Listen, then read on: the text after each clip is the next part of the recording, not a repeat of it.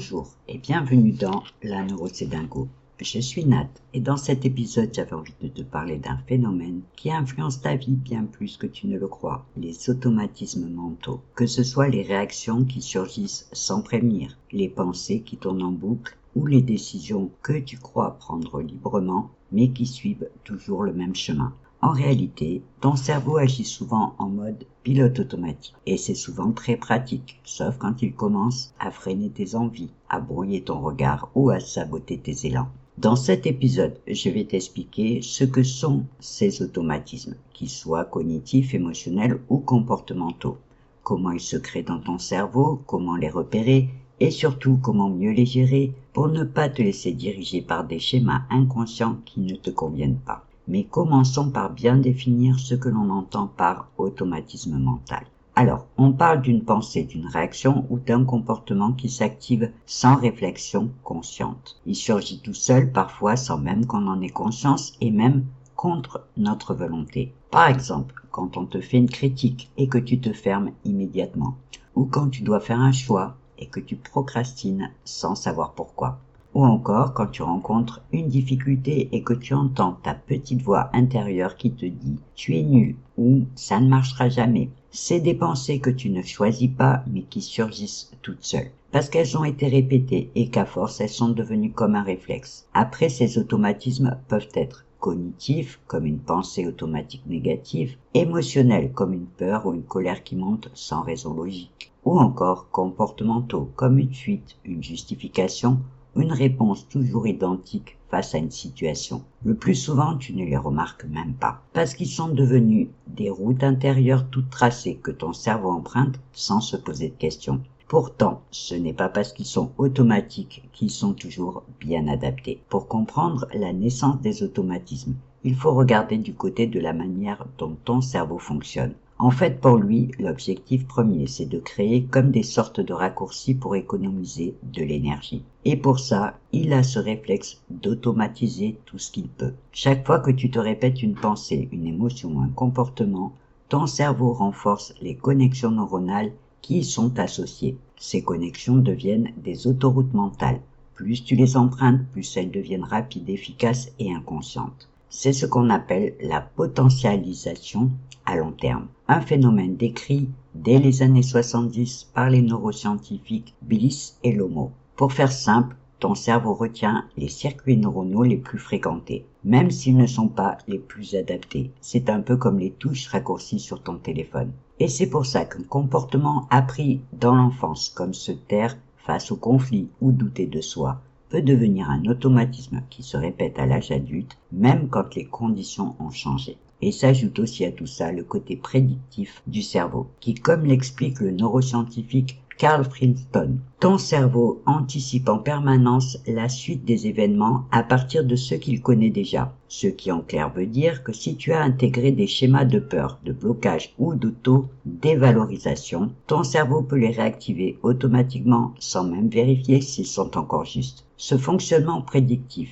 est loin d'être un bug. On peut même dire qu'il est carrément vital. Par exemple, c'est grâce à lui que tu peux freiner à temps en voiture, finir une phrase avant qu'elle ne soit prononcée ou sentir qu'une situation n'est pas sûre avant même d'avoir compris pourquoi. Sans cette anticipation constante, on serait exposé à bien plus d'erreurs, de maladresse, voire d'accidents. Mais ça, je t'en reparlerai dans un prochain épisode consacré à la perception. C'est un système ingénieux, mais il a un défaut. Il se base sur le passé. Il ne tient pas compte de ce que tu veux vraiment aujourd'hui. Il veut juste te protéger, mais parfois il te freine. Et c'est là que commence le travail de transformation. Tous ces automatismes ont une fonction utile, parce qu'ils permettent d'aller plus vite, d'économiser de l'énergie ou de pouvoir réagir sans devoir réfléchir à tout en permanence. Mais ce qui est pratique n'est pas toujours bon pour toi, en sachant que beaucoup de ces réflexes mentaux se sont construits dans un contexte qui n'existe plus et se sont formés en réponse à des situations précises. Une enfance difficile, une relation toxique, un environnement scolaire exigeant ou après un choc émotionnel. Et aujourd'hui, ils continuent d'agir, même si tu n'en as plus besoin.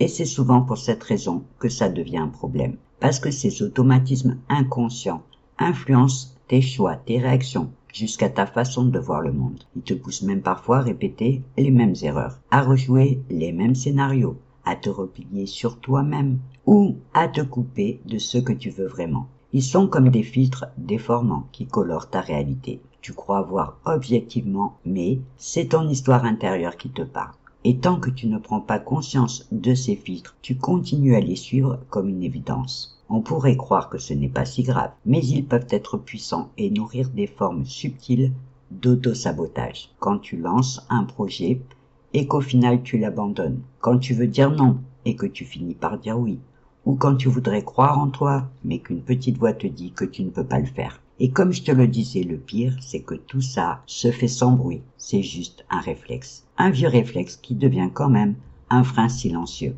Alors bien évidemment, avant de pouvoir transformer ou mieux gérer ce genre d'automatisme, il faut d'abord pouvoir le repérer. Et ce n'est pas si simple, justement, parce qu'il agit sans se montrer. Par contre, il existe des signes qui peuvent t'aider à mettre le doigt dessus. Le premier indice, c'est ta réaction automatique. Ce moment où tu te surprends à faire ou à penser quelque chose sans l'avoir choisi.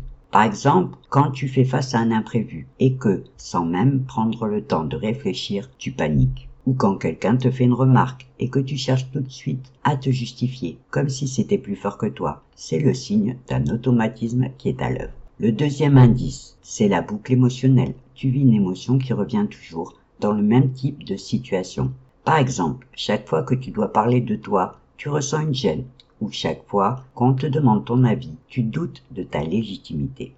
Cette répétition de réaction n'est pas anodine. Elle pointe un schéma automatique qui se répète. Le troisième indice, ce sont les scénarios qui se rejouent dans ta vie, ce que l'on appelle les schémas répétitifs. Par exemple, tu changes de job, mais tu retombes toujours dans les mêmes conflits. Tu rencontres une nouvelle personne, mais tu revis le même genre de situation et les mêmes blessures qu'avec une autre. Quand une situation extérieure change, mais que toi, tu réagis toujours de la même façon, c'est qu'un automatisme te dirige dans l'ombre. Après, tu peux aussi avoir plusieurs outils pour mieux les repérer, comme l'écriture en notant les schémas répétitifs que tu répètes, ce qui revient souvent, ce qui t'agace et ce que tu redoutes, ou l'observation de toi-même pour repérer les moments où tu agis sans réfléchir et sans même t'y attendre, exactement comme si tu avais l'impression de suivre ton instinct. Ou encore, tu peux choisir de te baser sur les retours des personnes de confiance, parce que parfois les autres voient plus clair que toi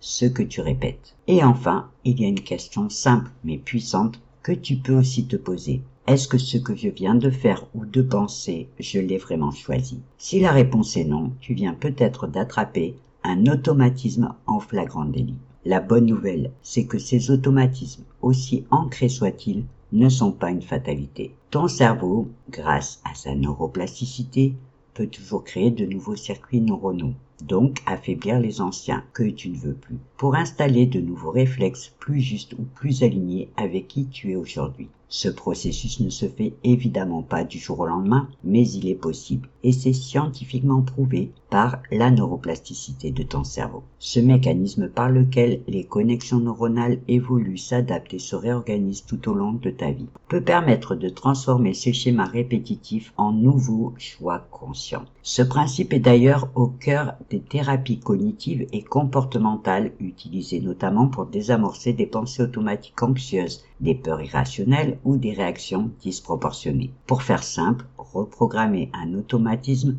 c'est commencer par interrompre le pilote automatique pour créer une pause, une brèche, un espace où tu peux dire « est-ce que j'ai envie de réagir autrement ?» Et c'est dans ce micro-moment que le changement commence. Par exemple, au lieu de te dire « je suis nul », tu peux t'entraîner à penser « je suis en train d'apprendre » ou « je vais apprendre ». Ce n'est pas de la pensée magique, mais plutôt une sorte de rééducation mentale. Tu remplaces une vieille boucle neuronale par une autre plus soutenante. Et à force de répétition, c'est cette nouvelle voie qui deviendra ta nouvelle autoroute. Tu peux aussi passer par des pratiques plus profondes, la visualisation mentale dont je t'ai parlé dans l'épisode 9, mais aussi par l'auto-questionnement, la thérapie, la méditation et les affirmations conscientes. Il n'y a pas de bonne ou de mauvaise méthode, c'est vraiment selon les préférences de chacun. L'objectif commun de toutes ces techniques, c'est de permettre de prendre la main sur ce que tu veux entretenir dans ton esprit. Tu ne pourras évidemment pas tout effacer,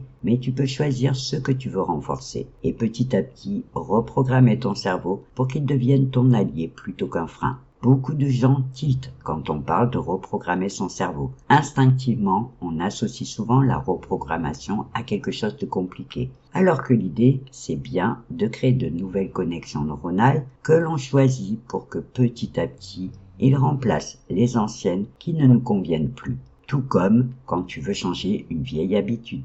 Certains estiment qu'il faut compter 21 jours pour changer d'habitude. Personnellement, je ne m'avancerai pas à donner des délais.